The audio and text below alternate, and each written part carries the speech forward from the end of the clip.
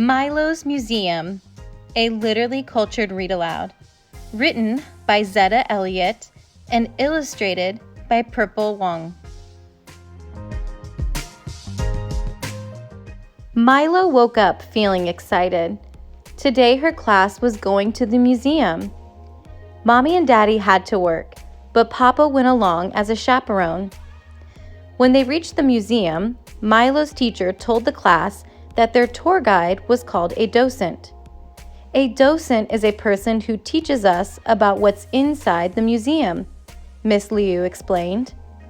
The docent was a white-haired woman named Anne.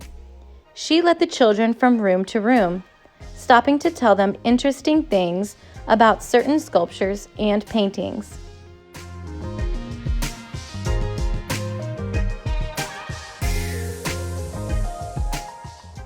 Once the tour was over, Miss Liu gave the children some time to explore the museum on their own. Milo held her grandfather's hand as they wandered through the rooms together. She stopped in front of a giant mirror and looked at her reflection. Milo could see her classmates admiring the works of art. She liked most of the art too, but something didn't feel right.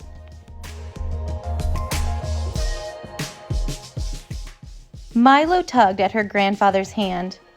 "What are museums for, Papa?" "Well," he said, "museums hold all the objects that people feel are valuable or important, things from long ago and from today. Museums are full of stories, really. Does that answer your question?"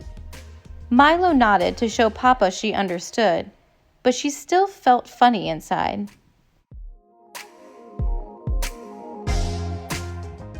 When they got home, Milo sat on the front porch and watched her world go by. She waved at neighbors as they walked along the sidewalk and nodded her head to the beat when a car drove down the street blasting rap music. Milo hummed along as the ice cream truck circled the block, trailed by laughing kids clutching dollar bills. So many faces, sounds, and stories made up her world, but none of it was in the museum. Milo frowned.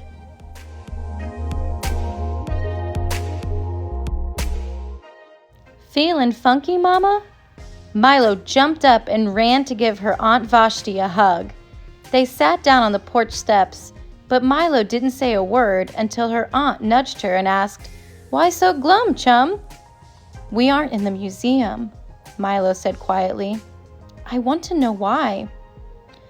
Aunt Vashti took a deep breath and held Milo's hand in her own. "Every museum has a curator," she told Milo. "The curator decides what goes inside the museum." "What about us?" asked Milo. "Don't we get a say?" "We vote with our feet," said Aunt Vashti. "We go see the exhibits that mean the most to us. Those magnificent mummies we saw last year were borrowed from another museum in Cairo."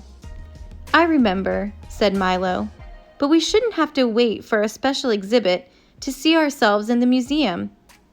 "You're right," said Aunt Vashti. She put her arm around Milo's shoulder and gave her niece a squeeze. "So, what are you going to do about it?"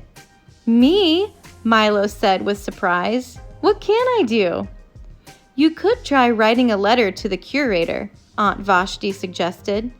"Or," Milo saw the sparkle in her aunt's brown eyes. "Or what?" "You could make your own museum," Aunt Vashti replied. Then she kissed the top of Milo's head and went inside.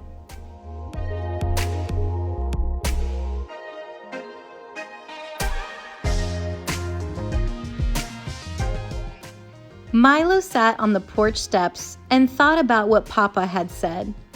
Museums hold all the things that people feel are valuable or important. Milo dashed upstairs to her bedroom. She took out her journal and made a list. Then she went downstairs and set the table for dinner. "Why are you giggling?" Mommy asked. "Did you have fun at the museum today?" asked Daddy. Milo nodded, but didn't say a word. Aunt Vashti winked at her. and Milo winked back.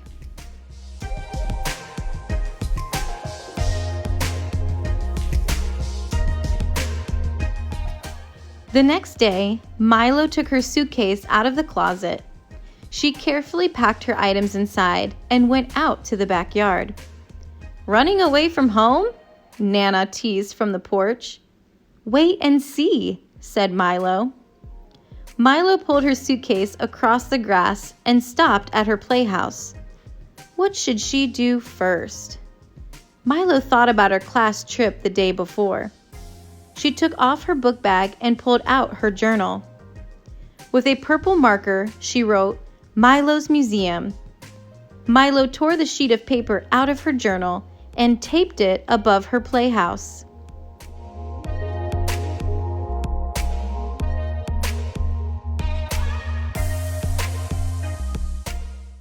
When that was done, Milo unzipped her suitcase.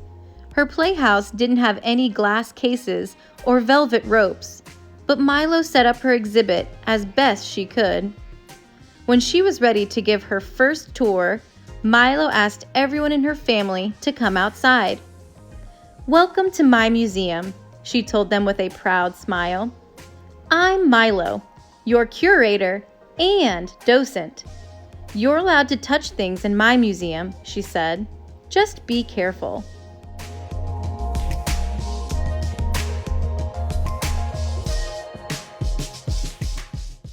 Nana and Papa were the first to take Milo's tour.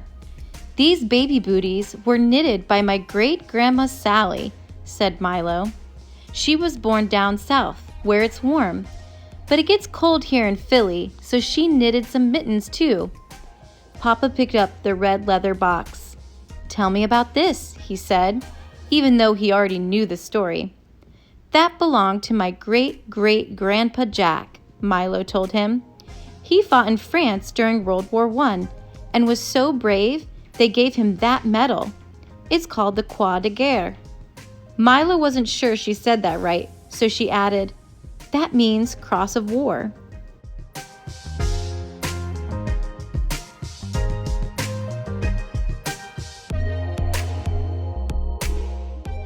Milo's parents came in next.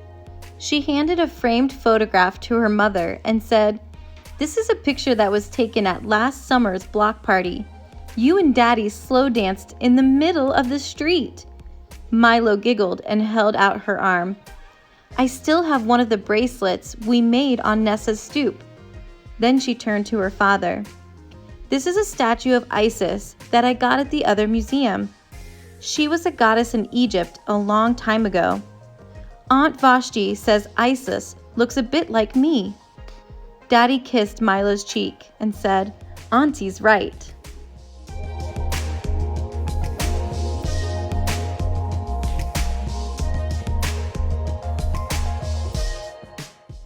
Aunt Vashti came in last. Milo held up a carved Christmas tree ornament. "My Uncle Rod sent this from Germany," she explained. Milo pointed to the brown-skinned man wearing a jeweled crown. "That's Balthazar, one of the 3 kings." Aunt Vashti nodded before pointing at something else on the wall. "What's that?" she asked. "This is the jersey I wear when I play softball," Milo told her. "My team has never won a trophy, but we still play hard and have fun." Aunt Vashti gave Milo a hug. "Your museum is wonderful," she said.